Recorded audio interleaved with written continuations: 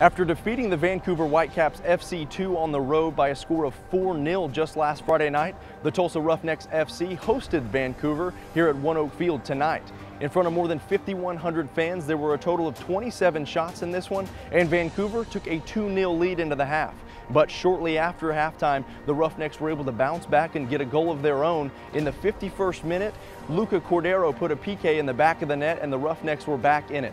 But for the third time this season, while still celebrating a goal of their own, the Roughnecks give up a goal and surrender all the momentum.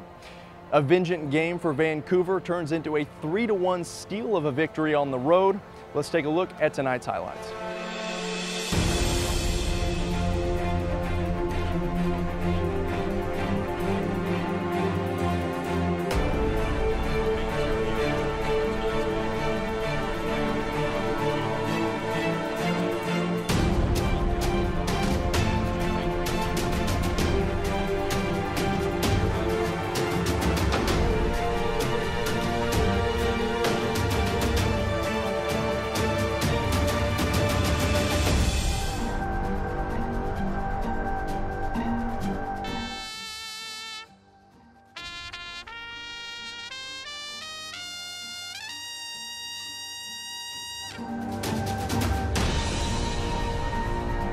Ball that's taken away in front of the goal. It's Luca that has it. Luca tries the stutter step, leaves it off. The red carpet ball for Brady Ballou, and the shot is there on Carducci. And off of the deflection, the Roughnecks have the first opportunity of the night. That shot was on frame, and a corner kick for the first time this evening. His best inside the box, leaves it back for Davern. Davern with the left foot, plays it centrally. Mata turns, plays a brilliant ball back. It's Brady Ballou that sends it over the top of the crossbar. He thought his legs were taken from him. Here's the corner. There's a corner that plays in, leaves out. Miller's going to have an opportunity, lets the blast go. That goes off of the defender, and will be another corner on the opposite side. There's Oscar with the touch to the outside. Ballou sets up, plays it back in. It's there, but Carducci able to take that one directly out of the air. Two Roughnecks players were there, so no harm for Marco Carducci. And live stats, and check out the new social media hub at uslsoccer.com. Here's the Roughnecks. This is one area where they've been good. A ball that's played over, and there's an early goal for WFC2. It's a bit of confusion in the back, and it's Bustos who comes through and scores for WFC2 here early on, and that goal is in the 14th minute. Vancouver goal coming in the just got a left foot on it in front of Bustos. That was a brilliantly played ball by Clark. Back to another area, and this one is sent directly over the top of the crossbar. So living dangerously here on the Tulsa Roughnecks. Davern now comes over to challenge. Lewis is going to split in between the two, which would be Miller and Davern. Nice cut back, sets up, plays it towards the 6-yard box. Here's a shot, and off of the deflection, the Roughnecks survive, but back out to the outside, and a brilliant slide there from Stephen Miller to keep it out of the danger area for the Roughnecks. Towards the inside, through the infield surface, little chip over the top. Here's Clark. Clark found himself, turns, fires with the left foot, and Feener has to get a touch on that one over the top of the crossbar. As Blasco to his right, Lewis elects to go back to the inside, turns there from Schuler. We got a foul, and this will be a penalty that is awarded to WFC2, and we'll send it down to Andy. Andy, thoughts on that? So this will be a big opportunity here for Feener. Marco Bustos, Winnipeg, Manitoba, stands over, sends it in, and slots it into the opposite side. And Bustos comes over to celebrate with both arms out right in front of the supporter section. As you can see there, gives both thumbs back to the nameplate on the back of the jersey.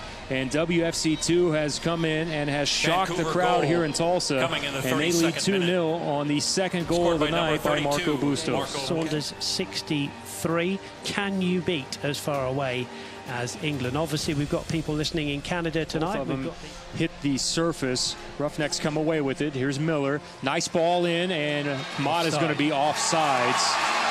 So that one will be called back as the assistant's flag is up on the far side. You heard the crowd give the roar there. Whoa. Oscar now.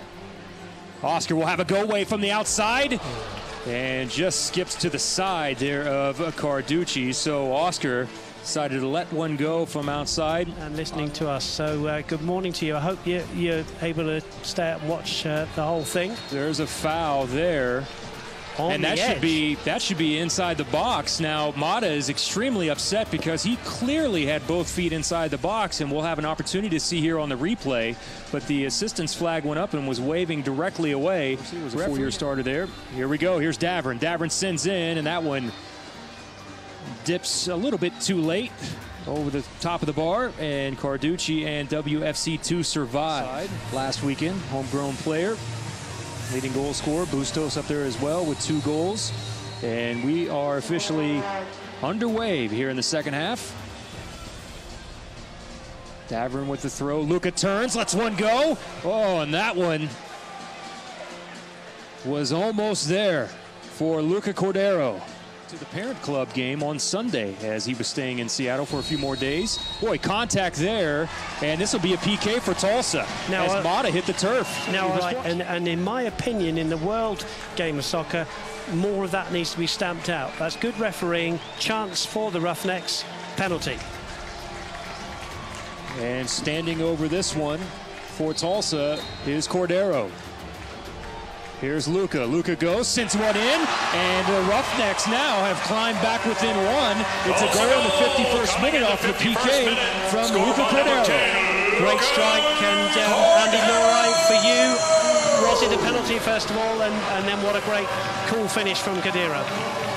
Well, all I saw was Mata getting flattened. Most of the time that's not called, but great to see it called here. And Lucas Cordero is an absolutely fantastic penalty taker. I do not know if I've ever seen him miss a penalty in training. He is that good, and he takes them over and over again, is so patient, and does the same thing he does in training.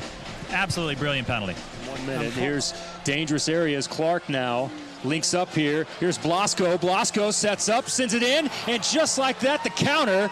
And Vancouver, WFC2, comes back and puts the lead back to 2 goals as Blasco scores.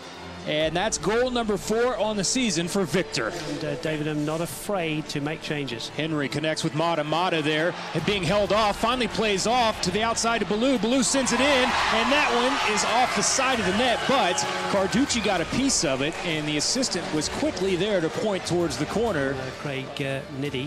Blasco, who just scored. Blasco, ball played in central. The flag is up on the far side. So the assistant was there directly on top.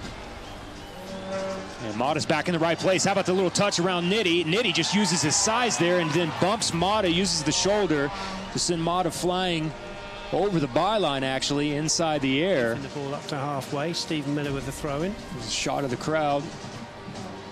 William Tomlinson, our head official here this evening. There's a ball that goes back towards the back post. Now Carducci was making sure to hold the ball out over the line. Both feet were over the line, but from just a bit of talking to. It's nice to see cooler heads prevailed. There's an overlapping run to the outside, just trying to chip over the top of Carducci is Brady Ballou to the left, well off to the left there in front of the Roughneck supporter section. Here, Davern plays in. Carducci comes, bats that one into the air with the right hand. Adam Black is one of the first Roughnecks players there, turns with the left. And that one misses for another opportunity for Tulsa. That's when you're in trouble. Said like a true centre forward. Here's Lewis that plays forward. Feener comes out of his line, and great save there from Jake Feener to deny WFC2. And quickly Tulsa comes on a potential break. Now Davern goes down. So 8 minutes, a very important 8 minutes for the Roughnecks. And possession is key. Here's Blasco. Cuts back in with the right, tries that post, the near post, and Feener had to dive back to protect it. It's about just a couple of yards outside the 18. And that one hits the side of the net. It's a good idea. Not much time left. As a matter of fact, that's going to do it. And WFC2 has come into ONEOK Field and has picked up what might be their most impressive win of the season, considering that they have not had a road win since the opening week of the season, in which they won 3-0 in Austin